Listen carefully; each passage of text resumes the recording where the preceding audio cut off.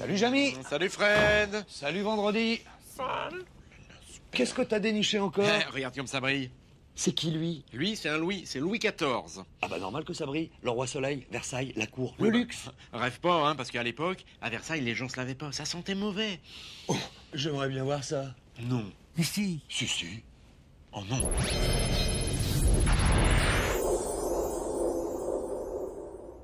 Où est-ce qu'il est parti? Enfin, quand? En 1673, c'est l'aventure qui démarre. 1673. Il peut pas aller à la bibliothèque comme tout le monde.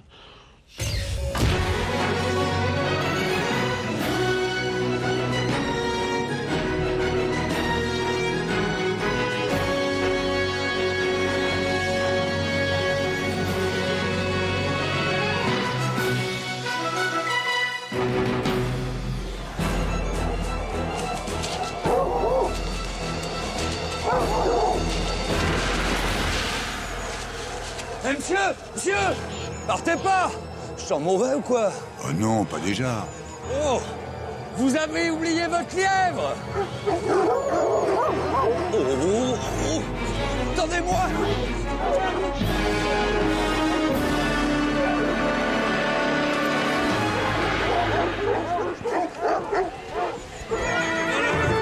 Laissez-moi, laissez-moi. Regardez, messieurs, un braconnier sur les terres du roi. Ah non, vous faites erreur, messieurs. Je ne suis pas du tout braconnier. Et qu'est-ce donc que ceci? Ça? Bah ça se voit, c'est un lièvre. Et que comptez-vous en faire? Ah bah moi rien, mais maintenant qu'il est mort, on peut peut-être se faire un petit sauté de lièvre. Je sais pas moi, sur son lit de perles vertes. Messieurs, le roi. Qui ose troubler ma chasse? J'attends. Je crains que ce ne soit moi, monsieur Messire. Et qui êtes-vous? Fred, de quelle aventure, monsieur Louis? Figurez-vous que ce garçon se proposait de cuisiner cette pauvre bête dans le... Où donc déjà? Sur son lit de perles vertes, monsieur. Oui. Et qu'est-ce donc? Tout simplement un lièvre aux petits pois. Les petits pois, c'est mon légume préféré. Préparez-moi donc ce lièvre aux perles vertes pour le grand couvert de ce soir. Très bien, messire. Allons, messieurs, continuons. Eh bien, on peut dire que tu t'en sors bien. Gna gna gna.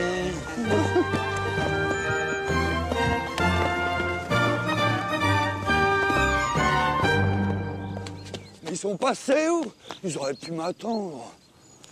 Eh, c'est par où la cour? Bah, si tu vas à droite, tu vas à Versailles. Et par là?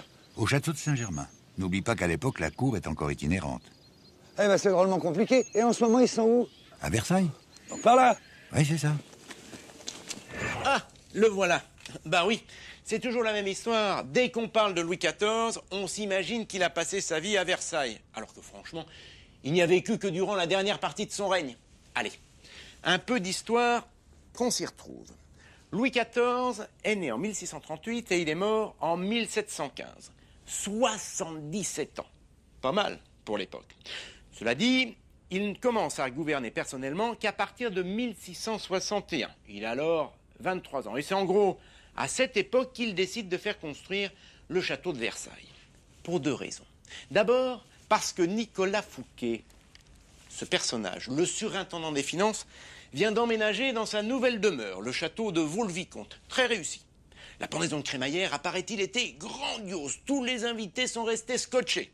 Eh ben, un peu trop, justement, pour le jeune roi Soleil qui a déjà horreur qu'on lui fasse de l'ombre. Et puis, Louis XIV aimerait bien avoir sa noblesse autour de lui. Il a à peine confiance en la cour. Voilà pourquoi il a besoin d'un grand château pour l'accueillir. Ce château n'existant pas, eh bien, il décide de le faire construire à Versailles, à l'emplacement d'un ancien pavillon de chasse que fréquentait son père. Alors, en attendant la fin des travaux, pour s'y installer définitivement en 1682, eh bien, le roi et sa cour font ce qu'ils ont toujours fait. Ils naviguent d'un château à l'autre. Le Louvre, à Paris, mais également Saint-Germain-en-Laye, il y a aussi Fontainebleau. Voilà où nous en sommes en 1673, à l'époque où Fred vient d'être débarqué.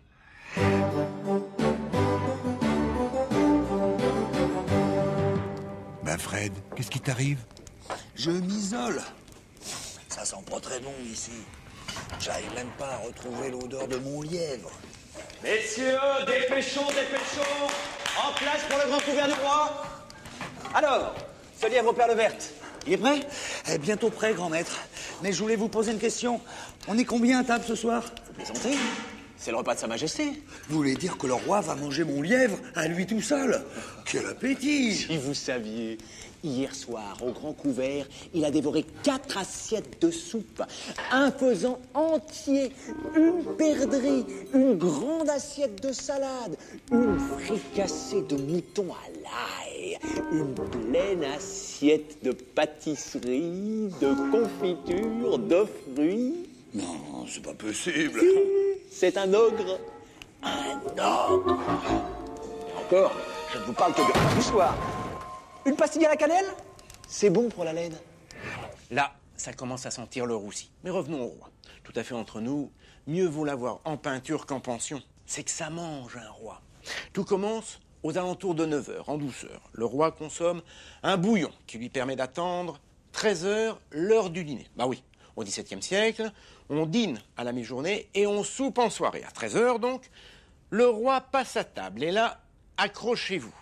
3 services composés au moins de 3 plats chacun, sans oublier les desserts et les gâteaux qu'il se glisse dans la poche. On ne sait jamais, des fois qu'il aurait un petit creux en attendant le souper qui, lui, a lieu à 22 h. Et là, ça recommence. Les potages, les bisques, les tourtes, les entrées, les poulardes, les rôtis, les desserts.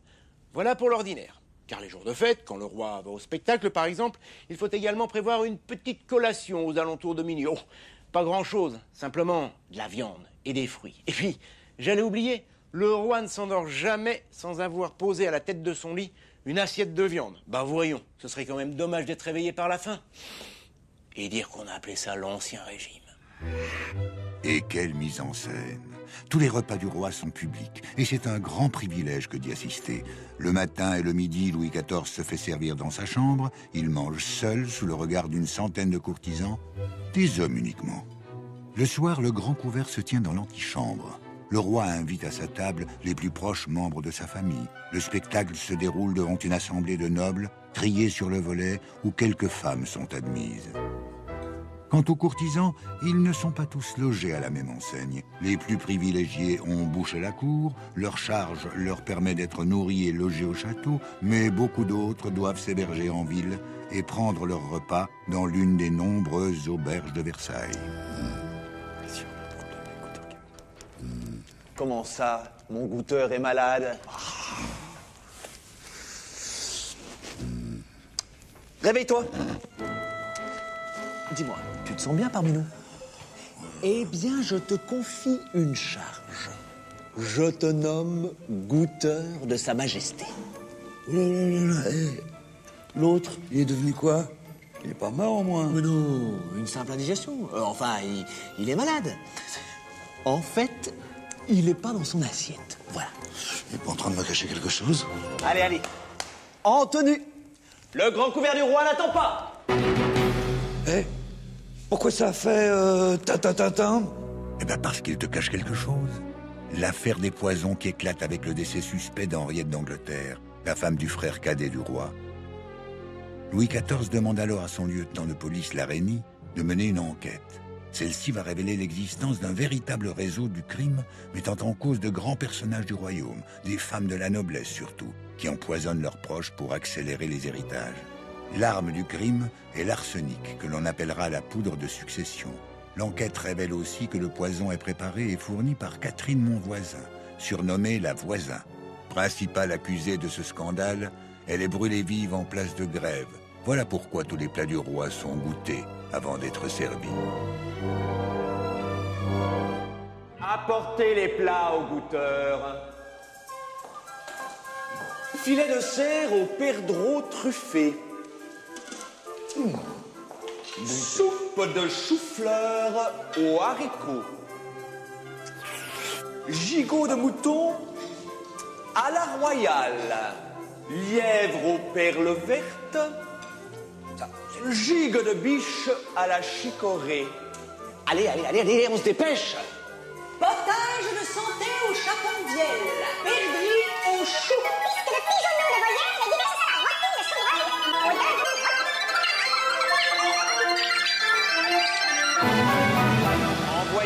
pâtisserie.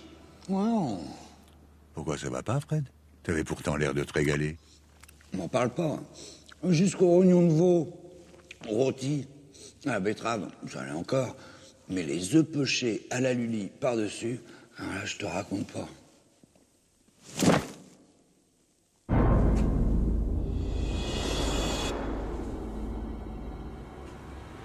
Fred, réveille-toi. Il va t'arriver des misères. Quoi? Vous, le chasseur? Oui, mais je suis aussi le chirurgien du roi. Et je vais vous faire une saignée. Gna gna gna. Non mais ça va pas, vous êtes malade. Quelques flacons de sang en moins permettront d'extraire toutes ces mauvaises humeurs qui se sont glissées dans votre corps. Mais je me sens juste un peu ballonné, ça doit être une indigestion. Une indigestion? Voyons, voyons. Voilà. Quelques sangsues et un bon lavement suffiront. Retournez-vous. N'ayez pas peur. J'ai préparé une décoction de fleurs laxatives avec un peu de miel et du sucre. Ça passe très bien. Vous m'en donnerez des nouvelles. Non, je vais aller prendre l'air, ça va aller beaucoup mieux. Et dites-moi, vous faites des opérations aussi? Mais oui, mais oui. J'espère que vous les endormez avant, hein? Étonnamment, j'ai beaucoup moins de mal à les endormir qu'à les réveiller. Non, c'est ennuyeux. Bon, écoutez, moi, je vais prendre l'air. Méfiez-vous de l'air. Il transporte des miasmes et fait pénétrer plus avant dans les corps les qualités malignes et venimeuses. Je m'en souviendrai. Là, il s'en sort bien. Que je vous montre. Où c'est déjà... Ah! Voilà. Tenez. Regardez. À l'époque, même si la médecine progresse, on sait en gros où se trouvent les organes, comment fonctionne le cœur. Eh bien, malgré tous ces progrès, une bonne prière est encore plus salutaire qu'un rendez-vous chez le médecin. Bah oui. Faut dire qu'à l'époque, les connaissances manquent cruellement sur les maladies. Tenez, pour rester dans le même registre, les médecins pensent qu'en pénétrant dans l'organisme, la maladie contamine l'esprit, qui ensuite refile le bébé aux humeurs. Les humeurs, un joli mot pour parler du sang et des urines, qui ensuite vont déposer la maladie, ici ou là, suivant les malades. Bref, pour guérir, il n'y a pas 36 solutions. Faire le ménage. Et pour cela, les médecins ont 3 remèdes, la purge, le lavement ou la saignée. Et dans la mesure où certains médecins pensent qu'il y a encore 12 litres de sang dans le corps, alors qu'il n'y en a que 5, fatalement, les échecs sont fréquents. Et il faut être riche pour s'offrir les soins d'un médecin. Ils ne sont que 200 pour tout le royaume. Pour passer ses douleurs, le petit peuple doit se contenter des services du barbier ou du rebouteux, souvent sans grand succès.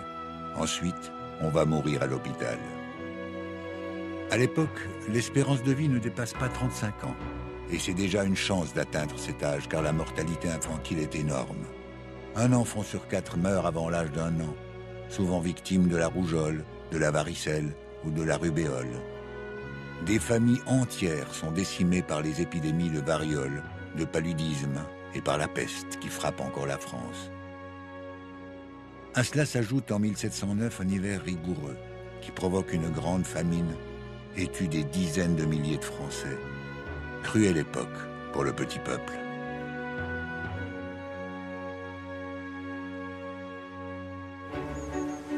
Mais revenons à la cour. Alors Fred, on prend l'air? Eh ben, on peut dire qu'on a sorti d'une belle, hein? Je te remercie. Oh, de rien. C'est pas mal ici. Ah, c'est vrai que Louis XIV n'a pas lésiné non plus sur les jardins. Pour le plus grand plaisir des courtisans, d'ailleurs. Dessinés par le nôtre, les jardins ont été aménagés sur des marécages infestés de moustiques, faisant de nombreuses victimes du paludisme chez les ouvriers. Ah, Insolente, il faut que je t'assomme. Viens, Qu'est-ce qui se viens passe? que je t'apprenne Il y a à une bagarre? parler. Chienne, pandarde, carogne. À qui ai-je l'honneur? Bonjour, je m'appelle Fred.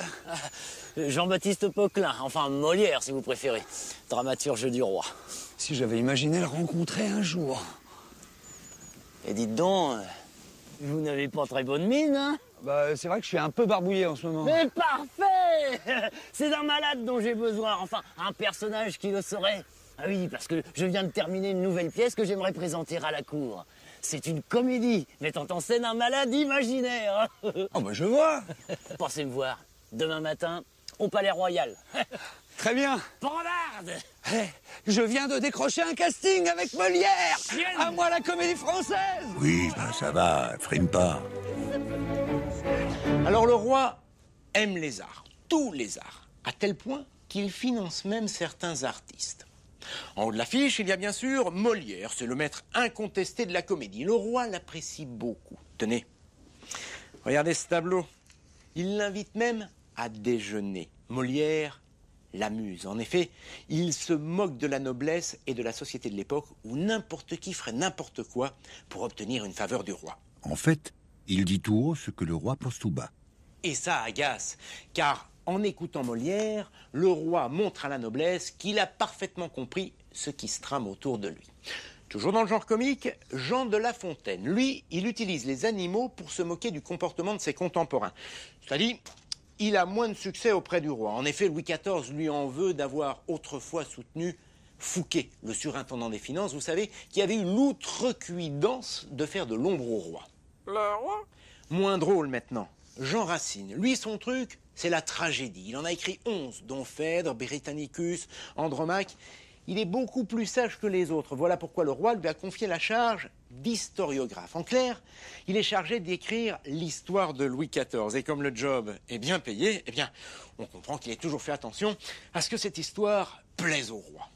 En fait, il lui cire les pompes, quoi. J'osais pas le dire. Côté musique maintenant, eh bien, à l'époque, c'est Jean-Baptiste Lully qui fait un tabac. On le passe partout, enfin, on l'écoute partout. À la cour, dans les soirées, même lors des repas du roi. Cela dit, tous ces honneurs ne lui porteront pas chance. Il va mourir de la gangrène. Oh, une histoire sordide. On raconte qu'il s'est écrasé le pied en battant de la mesure avec sa canne. La blessure a ensuite dégénéré. C'est bête, hein. Quoi qu'il en soit, ça fait quand même une belle brochette d'artistes. Et les peintres, Jamy? Tu oublies les peintres? Où avais-je la tête? D'autant qu'en peinture, Louis XIV impose son style, le classicisme. En clair, plus les artistes s'inspirent de l'Antiquité, mieux c'est. Ce que ne manqueront pas de faire d'ailleurs les Nicolas Poussin, Charles Lebrun, Le Lorrain. Et puis il y a également les peintres officiels. Une seule consigne pour ces artistes, glorifier le règne de Louis XIV. Voilà pourquoi le roi apparaît toujours plus grand que les autres. Pas mal pour un roi qui ne mesurait qu'1,65 m. Je vous remercie de m'avoir pris en stop, docteur Ong. J'ai rendez-vous à Paris, je suis complètement à la bourre. J'ai même pas eu le temps de me laver ce matin. C'est une très bonne chose, vous savez. Une bonne couche de crasse, ça protège. En attendant, sans vous, je me demande comment j'aurais fait. Remarquez, vous auriez pu emprunter les transports en commun. Ah bon? Ça existe? Mais bien sûr. Tous les jours, il y a une messagerie entre Paris et Versailles. C'est 40 sous, rendez-vous compte. Le prix de 2 journées de travail d'un ouvrier. Et quand le roi est au château, les prix grimpent. Il faut bien choisir sa période. Et à part ça, quoi de neuf, docteur? Ah, je me rends à l'Académium des Scientium des Sciences, que vient de créer notre bon roi. Et vous-même? Figurez-vous que je vais à un casting. Pardon? Enfin, je veux dire une audition, avec Monsieur Molière, au Palais Royal. Vous avez des drôles de fréquentation. Il n'a de cesse de nous tourner en ridicule, cet homme. Cocher, c'est encore loin. Encore une lieue! Je ne reconnais pas la banlieue. Pardon? On devrait arriver par le tunnel de Saint-Cloud. Pardon? Tunnel, Casbing, je ne comprends pas ce que vous dites. Le tunnel de Saint-Cloud. Et pourquoi pas le périphérique pendant qu'on y est? Mais ça n'existait pas à l'époque. D'ailleurs, Paris était beaucoup moins étendu qu'aujourd'hui. Tenez, Montmartre, Grenelle, le Trocadéro, juste en face de la Tour Eiffel, eh bien tous ces quartiers à l'époque n'étaient que des petits villages ou des lieux-dits de la banlieue. Ah, t'as raison. C'était pas très grand, hein. À 500 000 habitants quand même. Aujourd'hui, c'est vrai, 2 millions de personnes vivent dans Paris intramuros, 5 si on compte l'approche banlieue. Pour autant, Paris était quand même la capitale la plus peuplée d'Europe. Tenez, la France était également le pays le plus peuplé d'Europe. 20 millions d'habitants, 3 fois moins qu'aujourd'hui. Une France qui, durant tout le règne de Louis XIV, n'a cessé de repousser ses frontières, gagnant au fil des guerres et des traités l'Artois, une partie des Flandres, une partie de la Lorraine, la Franche-Comté et le Roussillon. Allez, au suivant. Allez, dépêchez-vous, il s'impatiente. Pour tout vous dire, j'ai un peu le trac, hein. Mais je maîtrise le texte. Bonne chance. Ah, insolente! Il faut que je t'assomme! Viens, viens! Que je t'apprenne à parler! Chienne! Pandarde! Carogne! Oi, oi, oi, oi, oi. Écoutez, Fred, je vais être franc avec vous. Dans art dramatique, vous ne maîtrisez que le côté dramatique. Allez, au suivant. Ah, finalement, je crois que je vais le jouer moi-même, ce rôle. Ouais, bah dans l'état où il est, à mon avis, il va pas aller loin. Et si ma mémoire est bonne, c'est en jouant le malade imaginaire qu'il est mort sur scène. Bah, c'est ce qu'on dit, hein. Tu te rends compte quel destin pour un comédien? Mourir sur scène. Ah non! Contrairement à une idée très répandue, Molière n'est pas mort sur scène. En revanche, c'est vrai, il a été pris d'une violente quinte de toux durant le 3e acte du malade imaginaire. Il était tuberculeux, une maladie pulmonaire incurable à l'époque. Bref, il se met à tousser, mais il joue jusqu'au bout. Il rentre chez lui en crachant le sang. Et malgré tous les soins qui lui seront prodigués, eh bien, il meurt le 17 février 1673. Alors, comment ça s'est passé? Bah, j'ai tout donné. Pandarde, carogne. Mais à mon avis, il veut garder le rôle pour lui. Tentez votre chance auprès de Monsieur Corneille ou de Monsieur Racine. Oh non. Je suis goûteur, je reste goûteur. Goûteur à la cour dans cette tenue? Bougez pas, je vais m'occuper de vous. Bas de soie, caleçon de taffetas et chemise en ratine. La culotte, la ringrave, la veste légère avec les galantes, le jabot et les canons, les chaussures à talons et ailes de moulin, le baudrier et l'épée et la perruque. Tourne-toi un peu pour voir. Alors là, t'es branché pour l'époque. Tu sais que c'est Louis XIV qui a créé cette mode? Et pour être bien vu à la cour, il est conseillé de la suivre. Les femmes de la noblesse dépensent également beaucoup d'argent pour paraître à la cour. Une robe parée de perles et de pierres précieuses coûte plus de 300 livres, le salaire annuel d'un gouverneur. Et pas question de s'habiller seul.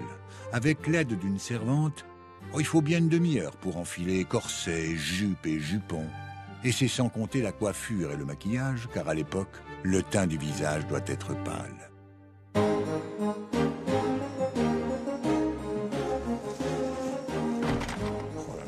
Joli monde à la cour. Dame.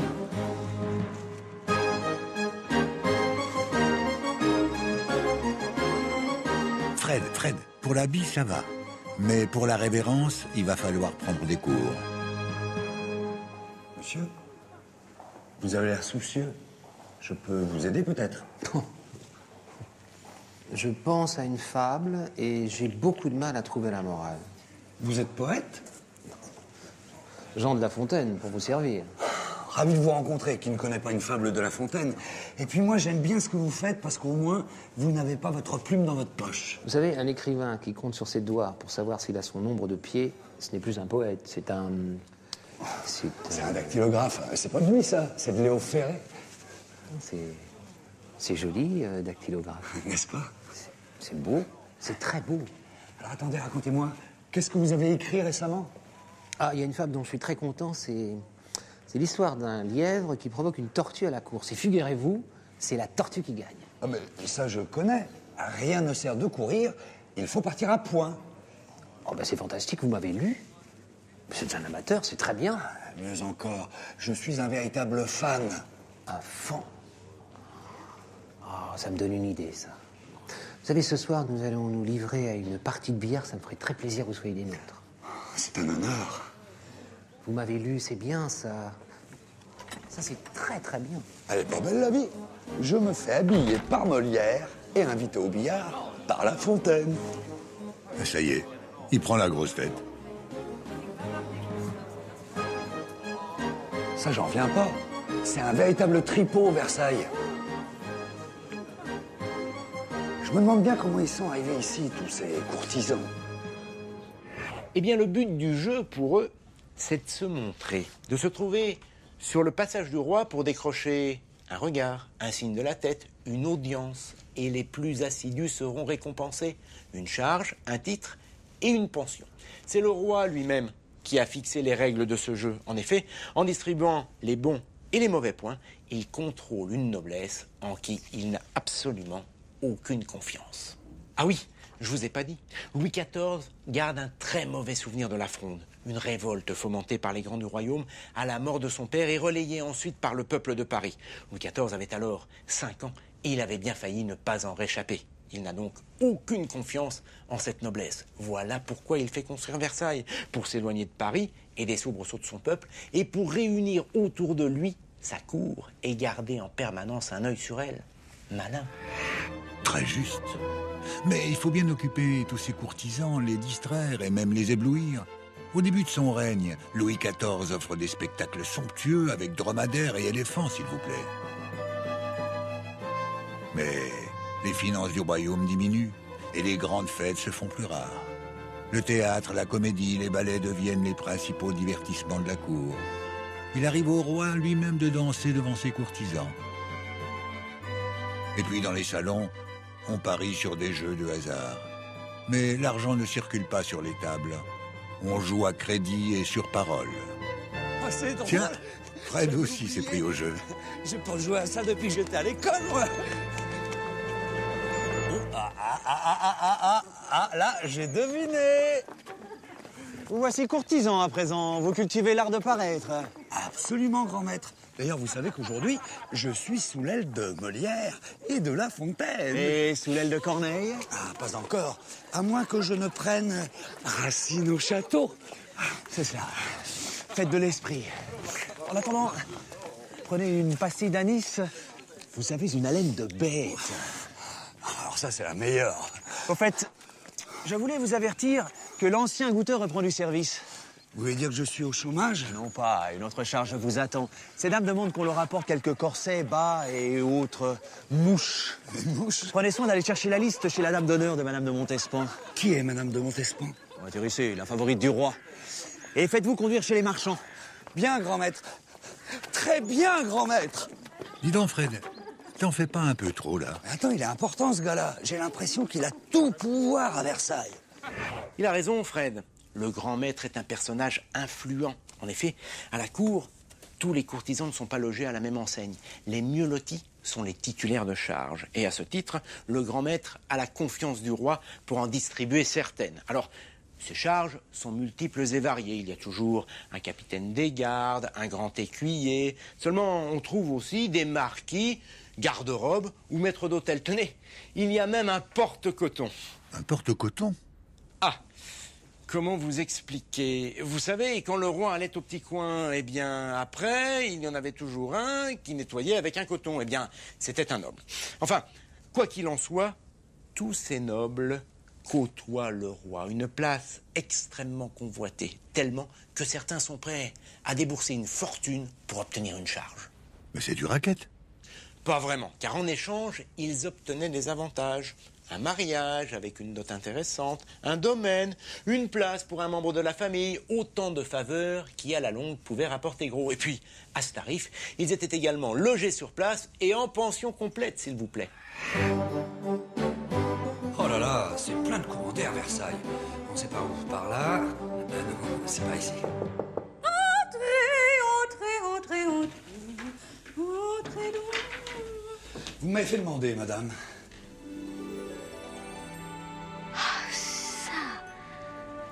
Quel cachotier de grand maître! Un si joli courtisan. Nous cachez ça à nous. Vous allez me faire rougir, madame. En fait, je suis venu chercher votre liste de courses. Oh.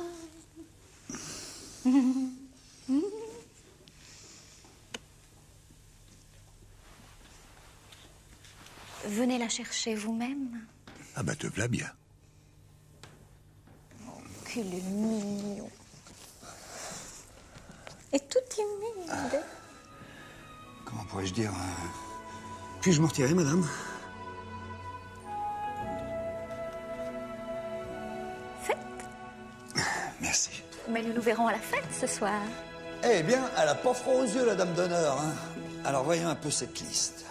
Débat, couleur, veuve réjouie. Veuve réjouie. 2 coquettes. Une effrontée. 3 baiseuses. Fred, ce sont des mouches que les femmes portent sur leur visage en fonction de leurs humeurs. Sur la joue, c'est la galante. Ici, c'est la passionnée, la baiseuse, la majestueuse, la discrète, l'enjouée et enfin l'effrontée.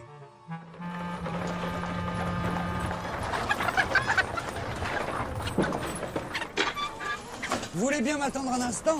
Je vais faire quelques courses. Bien sûr, monseigneur. Eh ben, c'est pas très propre Paris, hein. Wow! On va se garer plus loin parce qu'on va bien finir par prendre une prune, hein. Eh oui, à l'époque, on jette encore les détritus et les excréments par les fenêtres, car les maisons n'ont ni latrines ni fosses. Louis XIV instaure un service de nettoyage, mais les tombereaux d'immondices sont directement déversés dans la Seine. Le roi lance aussi un plan d'urbanisme pour éclairer et paver les rues principales. Mais fais quand même attention où tu mets les pieds, Fred. Monseigneur, petit au monde, qu'est-ce que je peux faire pour Attends, vous? coquin, on n'importune pas les gentilshommes. Allez, suis-nous. Non, mais laissez-le tranquille, il est avec moi. Ah, excusez-nous, monseigneur, on peut pas savoir. Merci, monseigneur. Vous m'avez sauvé des chasse-coquins. Mais c'est qui, ces gars-là? Les chasse-coquins? Mais c'est une brigade que le roi a formée pour nous chasser, nous, les pauvres gens, les mendiants. Où est-ce qu'il voulait vous emmener? Mais là, monseigneur, c'était direct l'hôpital général. Pourquoi? Pour vous soigner? Mais vous y pensez pas, monseigneur, l'hôpital général. C'est une vraie prison. C'est là où on est stocké, nous, les mendiants, les malheureux, les pauvres gens. Et même les femmes et les enfants. Ils nous tuent au travail, ils nous maltraitent. Ils sont sans pitié, sans pitié. Merci, monseigneur, merci beaucoup. Je vous en prie. Mais j'y crois pas. Oh, vous voyez ça? C'est un édit royal daté du 7 mai 1657. Il a été lu en place publique et collé à tous les carrefours de Paris. Il interdit la mendicité et ordonne l'enfermement de tous les misérables. Non mais c'est pas possible. C'est scandaleux. Eh oui, c'est que sorti de Versailles, ça ne badine pas. Tenez, le lieutenant général de police, Larénie, un oncle et gueux ont du mal à digérer. Eh bien, il organise des rafles dans les rues de Paris. Les indigents sont enfermés dans des institutions et condamnés à travailler pour une bouchée de pain et un peu d'eau. C'est tellement dur que les jeunes femmes détenues n'hésitent pas une seconde quand on leur propose de traverser l'Atlantique pour aller se marier aux Antilles ou au Québec et peupler les colonies. C'est pas une vie. Ah, ça, tu l'as dit. Et quand on est pauvre, non seulement on est pauvre, mais on est aussi écrasé par tous ces impôts qu'il faut payer au roi, au seigneur et à l'église. Ce sont les guerres qui coûtent le plus cher au royaume. 30 années de guerre pour 56 années de règne. Pour financer le déficit, Louis XIV emprunte aux bourgeois, les nouveaux riches de l'époque, qui s'enrichissent dans l'industrie naissante et dans le commerce des esclaves, source de très gros profits. L'État vit donc à crédit, alors que la noblesse et le clergé restent exonérés d'impôts. À chacun son rôle. Les nobles sont censés défendre le royaume et les curés prient pendant que la grande majorité des Français, le tiers-état comme on l'appelle, travaille. Malgré ces injustices, les petites gens supportent leur sort en silence, résignés au respect du Seigneur, de l'Église et du roi. Oh, dites donc, ça a changé. Je ne reconnais absolument pas ce quartier de Paris. Et c'est ici la perle des mouches, monseigneur. Vous y trouverez tout ce qu'il vous faut. Très bien, je vous remercie. Monseigneur, monseigneur. Tenez, mon ami. Merci, monseigneur. Bonjour, mesdames. Il me faudrait 2 coquettes, une effritée et 3 baies. Je crois que tu ne vas pas t'en séparer comme ça, Fred. C'est parfait. Merci beaucoup, mesdames. À bientôt. Monseigneur, monseigneur, je peux porter votre paquet? Non, je vous en prie, ça me gêne. J'insiste. Si je peux me permettre, monseigneur, vous devriez envisager de prendre au moins un bain. Non, mais je rêve ou quoi? Je pue? Eh oui, Fred, tu pues. Je confirme, il pue. Non, ne bougez pas. Je ne fais que rapporter les courses et je reviens. Tenez. Dites-moi, monseigneur, au témoin de doute, c'est vous ou c'est lui qui renarde comme ça? Non, mais je vous en prie. D'ailleurs, je vais chez le barbier. Moi, ça fait bien longtemps que ça m'est pas arrivé, ça. Eh ben, venez avec moi. Je vous offre une petite mousse. Rasez, vite, vous êtes trop brave, monseigneur.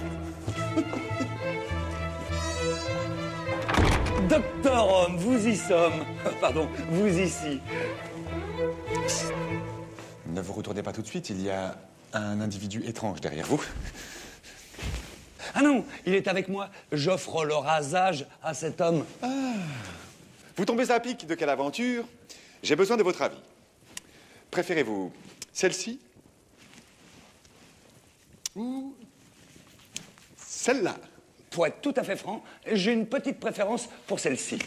Moi, je préférais l'autre. Je vois que monsieur a du goût. Elle est faite en cheveux blancs et naturels de Hollande. C'est très rare. Ah bon? Les autres sont en quoi? La vôtre, par exemple, elle est en crin de cheval. Peut-être en poil de biquette. Mais dites-moi, ces perruques, ça ne finit pas par vous gratter, vous? Parce que moi... Mais il faut vous raser la tête, mon ami. Avec un crâne chauve et une perruque, on se débarrasse des teignes, des poux. Ah, je comprends mieux. La perruque, c'est pour l'hygiène. Voilà. Et aussi, c'est la mode à la cour. Le roi, lui, qui est pourtant doté d'une chevelure abondante, vient de se plier à cette coquetterie. Bon, c'est entendu. Je prends la blanche. Vous me mettrez aussi un peu de saindoux et de la poudre de riz. Mais ça sert à quoi? Le saindoux, on se le beurre sur la tête pour éviter les irritations. Et la poudre de riz? C'est pour la blanchir. Un peu de coquetterie, que diable. Je comprends. Merci beaucoup. Dites-moi, je retourne à la cour, puis-je vous raccompagner cette fois? Ah, mais très volontiers. Vous me préparez un colis, mes gens passeront la prendre. Merci beaucoup. Bonne chance, mon ami. Merci, monseigneur. Au revoir. Bonne chance, son ami. Pardon. Au revoir, monseigneur médecin. Peu de coquetterie. Gna, gna, gna, gna, gna. Allez, là. Eh bien, dites-moi, de quelle aventure? La vie est belle? Ça va pas mal en ce moment. Et vous-même? Pas trop de boulot? Ne m'en parlez pas. L'état de santé de Sa Majesté est désastreux. Vous voulez dire qu'il est malade? Je ne sais plus comment faire. Entre ses constipations, ses indigestions, ses diarrhées, il est condamné à rester sur sa chaise percée pendant des heures. Sur le trône? Mais vous ne faites rien. Les lavements que je lui administre n'ont plus d'effet. Ah non, toutes ces indispositions du roi perturbent la vie de la cour. Mais ces indispositions, elles sont dues à quoi? Il mange trop, enfin, il mange. À voir l'état de ses dents, on se demande comment il fait. Il avale plus qu'il ne mâche. Là-haut, ce ne sont que chicots et abcès. Vous ne devriez pas parler trop fort. On pourrait vous entendre. Vous croyez? Eh ben, on en apprend tous les jours. Il n'est vraiment pas en forme, Louis XIV. Et il n'est pas au bout de ses peines, car à ce stade, il n'a que 35 ans. Or, je vous rappelle qu'il va vivre jusqu'à 77 ans. Et on se demande bien comment il a fait. De fait, depuis qu'il est adolescent, le roi souffre de maux de ventre. Il a des problèmes pour digérer. Remarquez, vu ce qu'il ingurgite, c'est bien normal. Ce n'est pas tout. Le roi est également sujet, si je puis dire, à de fortes fièvres, à cause du paludisme. Il ne l'a pas contracté sous les tropiques, mais à Versailles, car le château est construit sur une zone marécageuse. À 45 ans, il fait également des crises de gouttes, des inflammations au niveau des articulations. Ces crises le feront terriblement souffrir, à tel point qu'on le verra se promener dans une chaise roulante. Et je ne vous parle pas de son palais. Il est dans un état. Ben oui, Fred l'a dit, il y a des courants d'air. Mais non, pas ce palais, la bouche. Remarquez, là aussi il y a des courants d'air. Il n'a plus une seule dent sur la mâchoire supérieure. Elles sont toutes tombées, ou pire, on les lui a arrachées. L'ennui, c'est qu'une partie de la mâchoire a suivi. Évidemment, ça ternit un peu l'image du personnage. Cela dit, il a quand même dû en baver, sans dents. D'autant que jamais il ne s'est plaint de la douleur, jusqu'à sa mort, survenue le 1er septembre 1715. En effet, le roi Soleil s'éteint après 20 jours de souffrance, en silence, le corps à moitié rongé par la gangrène. Madame, voici vos courses. Vous en avez mis du temps. Vous êtes allé voir les filles légères? Je vous en prie. Oh, vous sentez le parfum. Au fait, comment vous appelez-vous, jeune homme? Fred de quelle aventure? Charmant, tout à fait charmant. Restez. Désolé, je ne puis. Je suis invité à une partie de billard. À bientôt. Je vous promets, je reviens. Je vous promets. Non, mais elle est complètement enragée, celle-là. C'est à la limite du harcèlement. Ah là, t'es un peu naïf, Fred. Dans la première partie du règne de Louis XIV, l'ambiance à la cour est frivole, pour ne pas dire libertine. Les femmes de la noblesse disposent, disons, d'une certaine liberté. Elles sont admises dans les réunions et les salons réservés aux hommes, ce qui est loin d'être le cas dans les autres cours d'Europe. Certaines exercent même une réelle influence d'opinion sur les hommes de pouvoir. Ah, vous êtes là? Vous avez vu, c'est drôlement chaud à Versailles. Quand je pense que même la maîtresse du roi, Madame de Montespan, habite ici, aux frais de la princesse et au vu et au su de tout le monde. Mais tu sais bien, Fred, que ce n'est pas la première. Quoi? Et c'est pas la dernière. Quoi? De toute façon, moi, vos histoires de bip, ça m'intéresse pas. Ce que je veux, c'est trouver de l'eau et du savon. Louis XIV a toujours eu du succès avec les femmes. C'est peut-être un peu normal en étant roi. Admettons, mais quand même, Vu ses états de service, qui sont loin d'être exhaustifs, d'après les spécialistes, il était d'un tempérament, disons, entreprenant. Côté officiel d'abord. Louis XIV s'est marié à l'âge de 22 ans. Il épouse Marie-Thérèse d'Espagne. Un mariage de raison. Enfin, raison d'État, j'entends. Autant dire qu'il n'a jamais éprouvé aucun sentiment pour elle. À sa mort, il aurait même déclaré « C'est la première émotion qu'elle m'ait donnée ». Eh ben, bonjour l'ambiance dans la famille. Ensemble, ils auront quand même 6 enfants. Malheureusement, un seul survivra, le grand dauphin. Attention, ce n'est pas le futur Louis XV. En effet, à la mort de Louis XIV, c'est son arrière-petit-fils qui montera sur le trône. C'est ça, Louis XV est bien l'arrière-petit-fils de Louis XIV. Doucement, vendredi. J'explique. Côté maîtresse, maintenant. On a beaucoup parlé de Mademoiselle de Lavallière. Les premières fêtes de Versailles auraient d'ailleurs été organisées en son honneur. Cette énigme, cependant, fait pâle figure à côté de la liaison que le roi entretiendra avec Madame de Montespan. Celle-ci deviendra même la favorite officielle du roi. Ensemble, ils auront 8 enfants. 6 survivront, ils seront tous légitimés, et ils logeront tous à la cour. Madame de Montespan confiera leur éducation à une certaine Madame de Maintenon. Grossière erreur. En effet, la belle préceptrice finira par lui piquer son amant, et celle-ci marquera même un point supplémentaire en devenant l'épouse du roi, avec lequel elle se mariera en secret en 1684, juste après la mort de la reine. Ah, monsieur de quelle aventure, quel plaisir de vous voir. Je vous présente à mes amis. Voici donc, messieurs, mon fan, et qui ne va pas tarder à monter un club de fans quand il sera le président. Mais nous nous connaissons. Oh, j'ai eu moins de chance que vous, La Fontaine. Mais, faute d'être comédien, notre ami a peut-être quelques talents au billard. Ah bah, il est venu pour ça. Vous allez jouer avec moi. Nous intéressons la partie. 500 livres, ça vous va? Ah, je crains de ne pouvoir vous suivre. D'ailleurs, je ne joue jamais d'argent. Ne dites jamais Fontaine à monsieur de La Fontaine, je vous en prie. Vous êtes mon invité. Voici votre canne. Allons-y, messieurs. Qu'est-ce que c'est que cet ange? Oui, c'est une canne de billard de l'époque, Fred. Louis XIV est d'ailleurs un grand amateur de ce jeu. Les règles ne sont pas les mêmes qu'aujourd'hui. Il s'agit d'une adaptation du jeu de croquet que les courtisans pratiquaient dans les jardins du château. Ah, c'est à nous. Monsieur de quelle aventure? Ouvrez le feu. Messieurs, si vous le permettez, je vous propose d'autres règles, vous allez voir. C'est très simple, je place les billes de cette façon. Monsieur Molière, prêtez-moi votre canne de marche, s'il vous plaît. Merci beaucoup. Mais qu'est-ce que tu fabriques? Mais qu'est-ce qu'il fait? Et voulez-vous me passer ce portique, s'il vous plaît? Merci.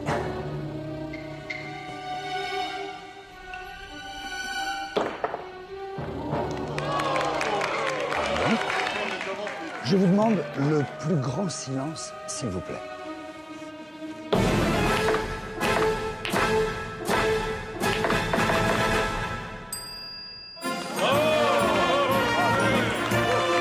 Monsieur de quelle aventure vous êtes le phénix de la précision. Vos gestes ont la grâce du fan. Oh, je vous en prie, Jean, vous n'allez pas commencer à nous agacer avec toute votre ménagerie, là. Molière, soyez pas mauvais joueur, ce serait dommage pour un comédien. 500 livres, Fred. T'as gagné ta journée. 500, je sais même pas ce que ça représente. 500 livres, c'est pas mal. Ça permet de voir venir, comme on dit. C'est en gros 2 ans de salaire d'une cuisinière. Alors, cette somme se présente sous la forme de pièces. D'abord, des louis d'or, des écus, en argent et en cuivre, et des sols. À l'époque, on compte également en sous. Un sou, c'est pas grand-chose. Un ouvrier agricole, par exemple, ne gagne que 12 sous par jour. Et avec, il ne peut s'acheter qu'une douzaine d'œufs. Ça en dit long sur les conditions de vie de ces pauvres gens. C'est pas drôle, hein. Et c'est d'autant plus révoltant qu'à la même époque, certains Français, parce qu'ils étaient bien nés, disposaient de fortunes colossales. Jusqu'à 1 million de livres par an pour certains. Il suffit de frapper la bille à sa base et vous obtenez ce que l'on appelle un effet rétro. Monsieur de quelle aventure? Puis-je vous entretenir? Messieurs, je vous l'emprunte un instant. Bien sûr. Que se passe-t-il, madame? Mais comment que se passe-t-il? C'est que Sa Majesté a entendu parler de vos exploits au billard. Je vois que les nouvelles vont vite à la cour. Le roi souhaite vous voir assister à sa chasse à cour demain. Une chasse à cour, ça, j'ai jamais participé, c'est sympa. Vous sentez admirablement bon. Une vraie friandise. Je laisserai ma porte ouverte ce soir. Fred, je te rappelle qu'on est là pour bosser. Monsieur de La Fontaine, s'il vous plaît. Oui.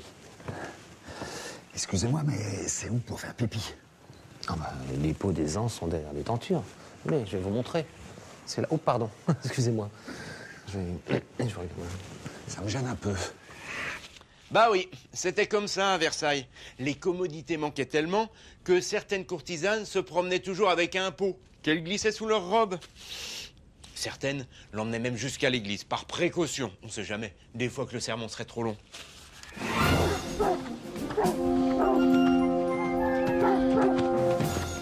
Ah! Tiens donc, monsieur de quelle aventure, mais on ne se quitte plus. Mais dites-moi, il y a du beau monde ici. Ah, vous savez que c'est la grande occupation de Sa Majesté. Ici, bon nombre de courtisans cherchent ses faveurs. Mais au fait, où est le roi? Il est... devant. Vous me suivez? Je vous suis. C'est vrai que Louis XIV et sa cour consacrent beaucoup de temps à la chasse.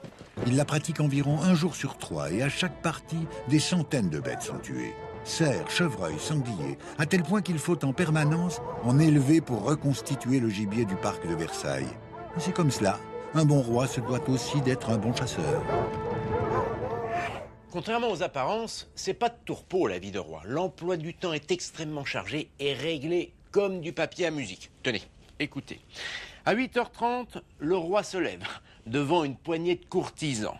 La toilette et les premiers gestes du matin, même les plus intimes, si vous voyez ce que je veux dire, se font également devant une poignée de courtisans. À 9h, le roi déjeune et passe dans son cabinet, son bureau. 10h, la messe, tous les jours. Et pas question d'en louper une, ça fait mauvais genre. 11h, le roi tient conseil, une sorte de conseil des ministres. 13h, le roi dîne. 15h, il part pour la chasse ou la promenade. Attention, la détente n'est que d'apparence. Le roi demeure en permanence la proie des courtisans. 18h, il fait le point sur les affaires secrètes. Et 22h, il passe à nouveau à table. Ensuite, il tient salon avec les dames en compagnie de ses enfants, légitimes ou non. Enfin, aux alentours de minuit, il va se coucher. Après, bien sûr, s'être déshabillé devant une poignée de courtisans. Et c'est comme ça tous les jours.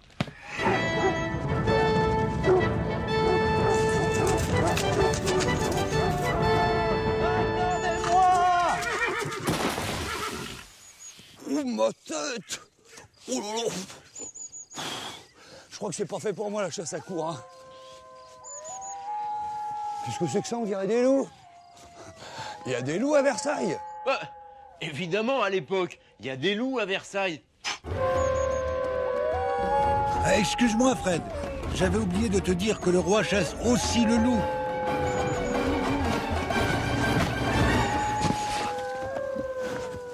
Qu'est-ce que vous faites là, vous? Vous avez été pris la main au collet? Enfin, le pied? De grâce, monseigneur, laissez-moi partir. Non, mais calmez-vous, je ne vous veux pas de mal, je vais essayer de vous libérer. Mais si on avait de quoi se nourrir, on serait pas obligé de braconner. Mais pourquoi vous braconnez aussi? Vous n'avez pas le droit de chasser? La chasse, c'est un privilège pour la noblesse. On n'a aucun droit. C'est puni d'une amende de 100 livres. De quoi nourrir une famille entière toute une année. Eh ben, ça rigole pas, hein? Et encore, il y a quelque temps, le braconnage était puni de la peine de mort. Tout ça pour un lièvre? Pourquoi vous n'avez pas le droit de chasser? Et tout ça, c'est pour désarmer les campagnes. Des fois qu'on retournerait nos arquebuses et nos fusils contre eux. Ah, je comprends. C'est bon. Grand merci, monseigneur. Je peux partir. Non. Évidemment. Merci, monseigneur. Faites attention, ils sont pas loin, hein. D'ailleurs, faut que je les retrouve.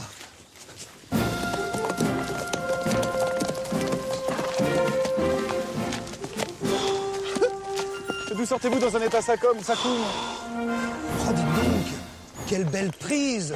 Je suppose que c'est pour le grand couvert de ce soir. À propos, est-ce que vous pourriez m'obtenir une place pour assister au souper du roi? Mais tout à fait. Seulement, vous êtes très sale, allez vite mettre un vêtement propre. Bah, je veux pas changer de vêtements, moi. Je veux prendre un bain. Mais mon ami, le roi lui-même n'a pas encore ses appartements de bain, ils sont en chantier. Alors, si vous y tenez tellement, faites comme tout le monde, allez en ville chez un baigneur. Et faites vite. D'accord. C'est drôle parce qu'à l'époque, ils se baignaient en chemise. Oula, c'est bon ça. Je peux avoir encore un peu d'eau, s'il vous plaît? Voilà. Oh. Ah. Voilà. je m'attendais vraiment pas à vous retrouver ici. Alors comme ça, vous n'êtes pas seulement braconnier dans la vie. Et non, je suis baigneur aussi. Mais les clients se font rares. Ça, vite fait, vous faire une mauvaise réputation au commerce, toutes ces rumeurs. Que voulez-vous dire par là? Que les gens ont peur de l'eau. Comment ça? Et oui, quand on dit que l'eau serait nuisible, voire pire, qu'elle apporterait des maladies ou qu'elle ferait perdre la vigueur sexuelle. Quoi donc, l'eau? Oui, l'eau, alors les gens ne se lèvent plus. Enfin, ils ont inventé la toilette sèche. C'est quoi ça, la toilette sèche? Oh, ça consiste à changer de vêtements plusieurs fois par jour et à se parfumer, comme si ça vous lavait, la toilette sèche. C'est comme se frotter le bout du nez avec de l'alcool. Faites-moi rire. Rien ne remplacera jamais l'eau mouillée et le savon de Provence.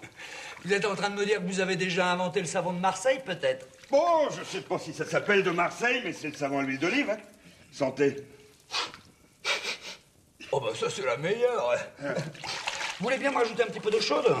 Oui, monseigneur. Merci. On se méfie de l'eau. Et pourtant, le savon de Marseille, enfin, le savon de Provence existe déjà. On en fabrique à Marseille, Salon de Provence, Toulon depuis le XVIe siècle. Mieux, bougez pas. Oh, je l'ai mis déjà. Ah, le voilà. Un édit du roi Louis XIV, rédigé par Colbert, en fixe même les règles de fabrication. Cet édit précise, par exemple, dans son article 3, que seules les huiles d'olive entrent dans la fabrication du savon de Provence, pas les graisses animales, et que tout contrevenant peut être chassé de Provence. Peu cher. Oh là là, qu'on est bien dans son bain. Bon, Jamy, maintenant qu'il est propre et qu'il a trouvé son Graal, enfin, je veux dire de l'eau et du savon, il faut le ramener, la mission se termine, on n'a plus le temps.